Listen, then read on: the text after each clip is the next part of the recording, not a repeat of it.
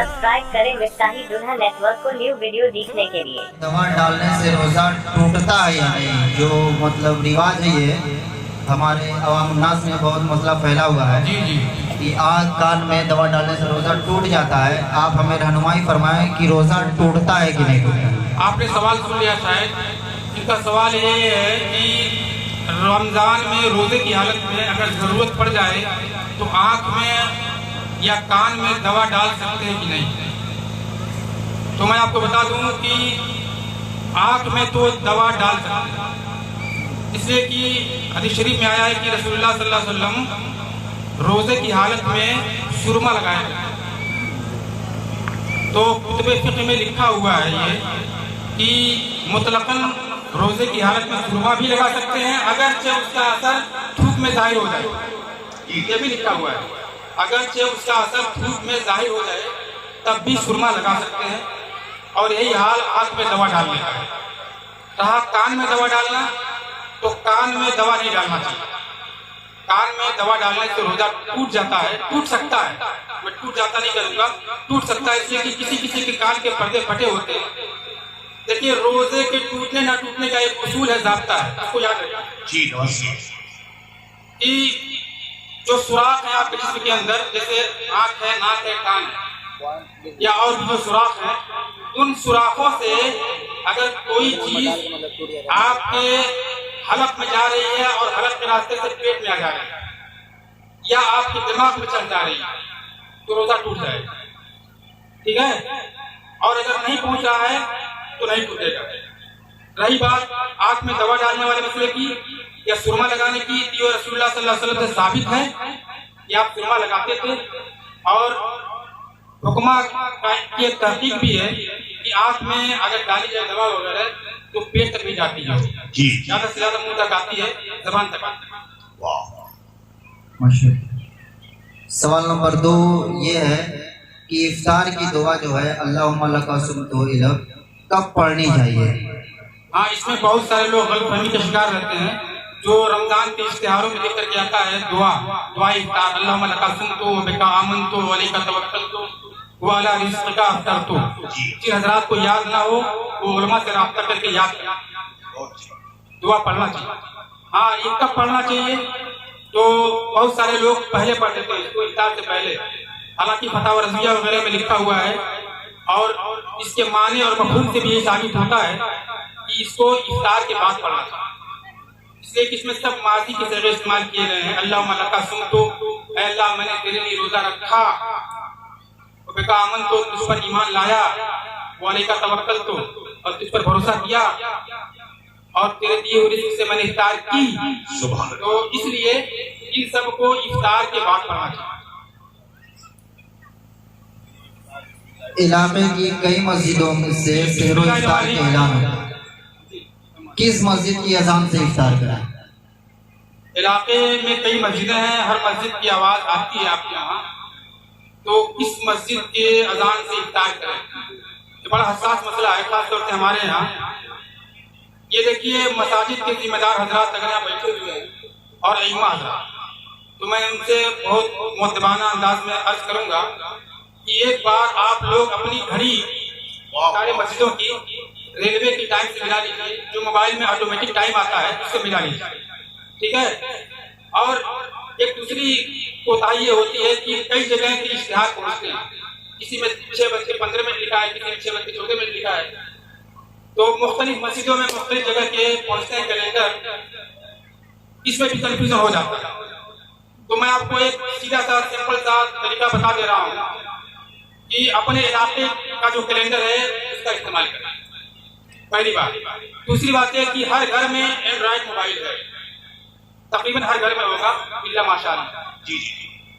उस मोबाइल में कई तरह के ऐप आते हैं, जैसे मुस्लिम प्रो ऐप है या दावत इस्लामी का है, प्रेयर टाइम, सलाह टाइम। अभी एक लॉन्च हुआ है, हमारे उलमा ने लॉन्च किया, Nijjar the life changer, launch हुआ जल्दी, शायद 2-3 दिन में प्ले स्टोर पे आ जाएगा।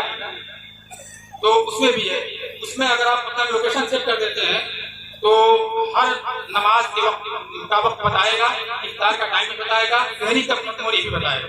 ये सबसे सटीक और आसान तरीका है। वाह वाह वाह, बहुत अच्छी बात। रोजा की हालत में खून टेस्ट करवा सकते हैं, इंजेक्शन लगवा सकते हैं या नहीं? रोजे की हालत में खून टेस्ट करवाने की जरूरत पड़ जाए अगर, तो आप बिल्कुल करवा सकते हैं। और इसी तरह अगर इंजेक्शन लगवाने की जरूरत पड़े तो इंजेक्शन भी लगवा सकते हैं, चाहे वो गोश्त में लग रहा हो या रग में लग रहा हो, कहीं भी लग रहा हो आप लगवा सकते हैं, इसमें कोई हर्ज नहीं। जो शख्स बीमारी बुढ़ापे की वजह से रोजा रखने पर कादिर ना हो, उसके लिए क्या हुक्म है? हाँ, आपने सवाल सुना कि जो लोग बूढ़े हो गए बहुत ज्यादा कि वो रोजा नहीं रख पा रहे हैं या बहुत बीमार हैं वो भी रोजा नहीं रख पा रहे हैं, इसमें दो चीजें हैं। एक तो बूढ़ा हो गया है जिसपे ठीक होने की उम्मीद नहीं है, जब उम्र हो जाती है तो अब उम्मीद नहीं रहती कि अब सही होंगे। दूसरे बीमारी भी दो तरह की होती है, एक वो होती है कि मुमकिन है कि ठीक हो जाए, और एक वो होता है कि अब ठीक ही नहीं होंगे, इसी पर रहेंगे, तीसरे मर। तो इसमें मसला ये है कि जो शैख़ पानी हो, यानी ऐसा बूढ़ा जो बहुत कमजोर हो गया हो, रोजा न रख पाए, उसके लिए फिदिया है। इसी तरह वो मरीज भी जिसके ठीक होने के चांस ना हो, उसके लिए भी फिदिया है। यानी रोजे के बदले जो सदक़े फित्र की मकदार होती है 2 किलो 47 ग्राम गेहूं या उसकी कीमत, ये हर रोजे के बदले आप निकालेंगे और मिस्कीनों को दे देंगे, यही फिदिया है रोजे। उनके लिए जो शख्स रोजा रखने पर कादिर ना हो, ये सबके लिए नहीं है, गलतफहमी के शिकार ना हो। जो लोग रोजा रखने पर कादिर हैं, हल्के फुल्के बीमार हैं, उनके लिए नहीं है। जो शख्स रोजा रखने पर कादिर, अल्लाह ताला फरमाता है वल्लज़ीना युतीक़ूनहु फ़िद्यतुन ताअमु मिस्कीन, जो लोग रोजा रखने की ताकत न रखते हो उनके लिए फिदिया है एक मिस्कीन का खाना। सलामी रोजा क्या है, क्या ये जायज है? आज सलामी रोजा मैंने सुना है, खास तौर से औरतों में रवाज है इसका, हमारी माँ बहनें गौर से सुने। सलामी रोजा रखती हैं औरतें रमजान शुरू होने से। आप लोग जानते हैं सलामी रोजा? रमजान शुरू होने से पहले वो रोजा रखते हैं। तो मैं बता दूं आपको कि ये रोजा नहीं रखना चाहिए, सलामी रोजा नहीं रखना चाहिए। क्यों? हदीस शरीफ में है, हजरत अबू हुरैरा रज़ियल्लाहु ताला अन्हु रावी है, अल्लाह के रसूल सल्लल्लाहु अलैहि वसल्लम ने फरमाया ला तक़द्दमू सियाम रमज़ान बियौमिन वला यौमैन इल्ला रजुल काना यसूमु सौमन फयसूम। यानी आप रमजान के रोजे पर कोई एक दिन का या 2 दिन का रोजा मुकद्दम न करें। यानी रमजान शुरू होने से पहले उसके सटे हुए एक रोजा या 2 रोजा न रखें। हाँ, कौन रखे? वो शख्स रखे जो पहले से रखता चला आ रहा। जैसे मान लीजिए शब बारात से हम रखना शुरू कर दें 15 दिन पहले, जी जी, जब हम मुसलसल रोजा रखेंगे 15 दिन, तो ऐसा आदमी रख सकता है। लेकिन खास एक दिन या 2 दिन रमजान से सटे हुए रोजा जो रखा जाता है, जिसको सलामी रोजा कहते हैं, ये नहीं रखना चाहिए। अगर आपको शौक है रखने का तो आप शब बारात से या पहली शाबान से रखना शुरू कर दीजिए। बहुत अच्छी बात। उल्टी होने पर रोजे का क्या हुक्म है? उल्टी कई तरह से होती है, थोड़ी सी होती है, ज्यादा होती है, जिसको मुंह भर क्या करना कहते हैं। मुंह भर उसको कहते हैं कि आप उल्टी करें और रोकना चाहें तो ना रोकें, मुंह से बाहर आ जाए ऑटोमेटिक, इसको कहते हैं मुंह भर करें। एक होती है थोड़ी बोली उल्टी, जैसे उल्टी आई आपने मुंह दबा लिया, किनारे जाकर ठोक दिया, उसको थोड़ी मोड़ी उल्टी कहते हैं। तो दोनों में फर्क है कि अगर खाना वापस चला जा रहा है, मुंह भरकय हो रही है, यानी इतना ज्यादा हो रहा है कि आपके मुंह में समा नहीं रहा है, आप ऑटोमेटिक मुंह खोलना पड़ रहा है, और कुछ खाना वापस भी चला जा रहा है, तो रोजा टूट जाएगा, वरना किसी हालत में टूट जाएगा। समझ गए ना? कहे मुंह भर के हो और उसके बाद वापस भी चला जाए कुछ, तो रोजा टूट जाएगा, वरना नहीं टूटेगा। हाँ, अगर जबरदस्ती किसी ने उल्टी की मुंह में उंगली डाल करके या कोई दवा खा करके, तब तो बहरहाल टूट जाएगा। रोजा की हालत में कान में तेल डाल सकते हैं कि नहीं? बाहर शरीयत वगैरह में लिखा हुआ है, कानून शरीयत वगैरह में भी है कि रमजान के रोजे की हालत में या किसी भी रोजे की हालत में कान में तेल डालने से रोजा टूट जाता है, इसलिए इससे परहेज करें। रमजान का चांद कभी कभी नजर नहीं आता तो रमजान शुरू करने में इख्तिलाफ हो जाता है। ऐसी सूरत में लोग एहतियातन रोजा रख लेते हैं, उसका क्या हुक्म है? ऐसे रोजे को शक का रोजा कहते हैं, यौम शक का रोजा।